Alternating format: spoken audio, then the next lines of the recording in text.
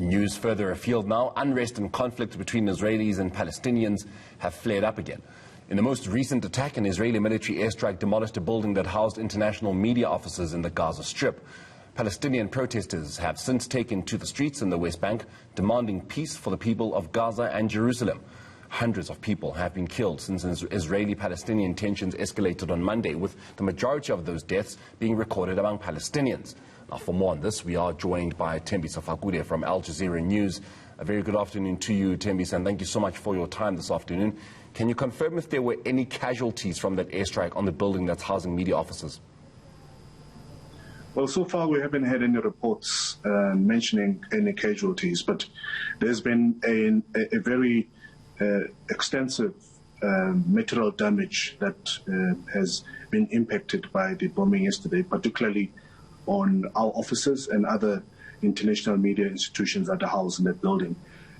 Also, the number of the damage that's been caused to the property of the tenants, some of the tenants that resided in the same building, is estimated at least millions of US dollars. I don't know if you maybe know if this was a targeted attack on media in the area, or if this was just, I suppose you guys were just casualty in what is an attack that's happening in that area. It was a sad day for media and freedom of expression yesterday. It was a well-targeted attack. We're quite well known in the area. Not only is Al Jazeera placed in that building, but we also have Associated Press and other media institutions that are placed in the building. So it's well known. It's a well-known building, and the Israeli Defense Force knew that there was Al Jazeera in that building. In fact, the entire objective is, of course, to silence the cameras and to silence the voices that continue to report on what's going on in Gaza at the moment. Unfortunately, that's not going to happen because our colleagues in that part of the world are determined to continue telling the world of what's exactly happening there, providing balanced reporting and good journalism. And if that was the intention of the Israeli Defense Force, I'm not quite sure whether that will succeed, because there's a resolution and our journalists are resolute in making sure that they continue telling the story as it's supposed to be.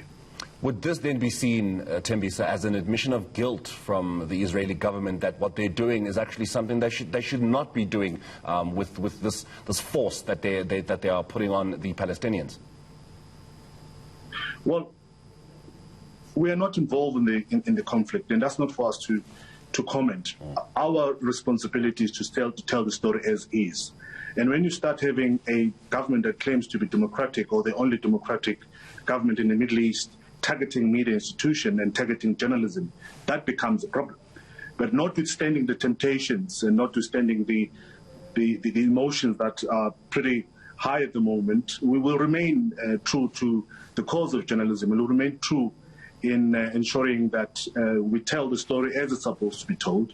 We are fair, and we continue amplifying the voices of the voiceless, as we've done in the past. This is not the first time Al Jazeera has been targeted by governments such as that of Benjamin Netanyahu.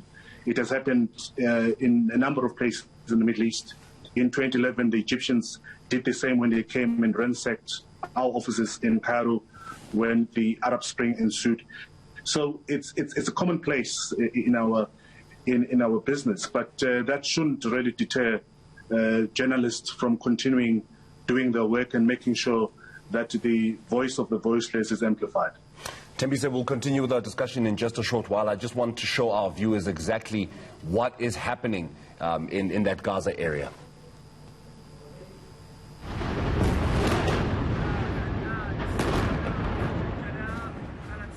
It's the worst violence between Israelis and Palestinians the world has seen in years. From an Israeli airstrike destroying a prominent high-rise building in Gaza City to Israeli forces killing at least 12 Palestinians who were protesting at the West Bank. The chaos is the result of decades of conflict between the two nations. Palestinians say they've simply had enough and are demanding peace. طالعين طبعا عشان أهالينا في غزة وفي القدس، طالعين عشان دماء أطفالنا اللي بتسيح، في غزة وأطفالنا اللي عم تتشوه، طالعين حتى نوصل صوتنا لكل العالم إنه إحنا تحت الاحتلال وإنه إحنا متمسكين ومش ممكن نتنازل عن وطننا. احنا طالعين من اجل التضامن مع الاقصى، مع الشيخ جراح، مع الشهداء، مع غزه يعني وفي الضفه الغربيه. نوجه رساله للاحتلال باذن الله، نحن صامدون ولن نركع باذن الله، انتوا راح تطلعوا من ارضنا هاي المحتلينها باذن الله. The violence and deaths playing out across Palestinian and Israeli areas began decades ago. And after all this time, the question remains, will there ever be peace between the two nations? And there is that question that I would like to pose to you, Thembisa. Will there ever be peace in that area? I mean, I'm hearing you saying on behalf of Al Jazeera that you will not be silenced by the Israeli Defense Force, and even Palestinians themselves in that area saying that they will not kneel to Israel and they will continue their defiance. Will we ever see peace in that area? I think there are possibilities and there's a potential for peace, but it will take a certain kind of positioning or resolve from the Israeli Defense Force in how they act henceforth or in the future in dealing with this conflict, because we have seen a very uneven fight where the Palestinians, although the Palestinians continue to send the rockets, which are homemade rockets that are not really impacting much on the Israeli safety and security, the proportion in which the Israelis have responded to this has been shocking, targeting very congested areas in Gaza, and in the interim, or as they do that, killing thousands of innocent people, including women and children. So until we get some kind of humanity from the Israeli Defense Force in particular, and the right-wing government of Benjamin Netanyahu, I'm not quite sure whether you will see peace anytime soon, because you can't expect the Palestinians to sit and allow the Israelis to bomb them into submission. And Palestinians will have to respond and will have to somehow protect themselves from this barbarity that we saw yesterday. I'm glad that the international community, at least the civil society, has amplified the voices of the oppressed people of Palestine. And as I've said, it's not the place for journalists to determine the future political decisions or positions that will be taken by both sides. The responsibility of journalists is to ensure that they continue telling the story as it's supposed to be told, a balanced view and reporting on what's happening in that part of the world.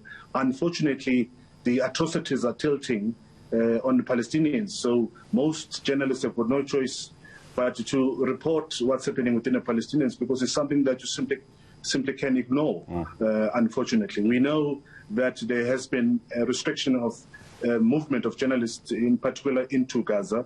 Where we're lucky, Al Jazeera is lucky because there was presence of an office and infrastructure in Gaza. And as a result, that enabled the journalists of Al Jazeera to tell the story as eloquently and as professionally as they've done before. And it's going to continue like that as long as the atrocities continue in that part of the world.